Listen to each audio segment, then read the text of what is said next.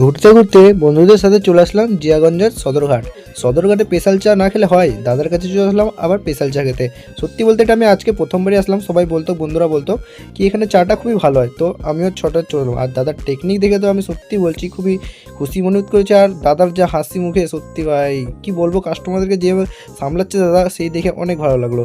আর দাদার চা ঢালার টেকনিক ওটা তো আরও ভালো। চলো দেখাই তোমাদেরকে কীভাবে দাদা চা ঢালে। দেখতেই পাচ্ছ একদম সেই লাগছে, সেই ফিল। ভাই চা তো ঢালছে সেই হবে, আর কি বলবো, এরপর দিবে স্পেশাল স্পেশাল জিনিস, সেটা তোমরা দেখলে হয়তো ভাবতেই হবে না এগুলো কি দেয়।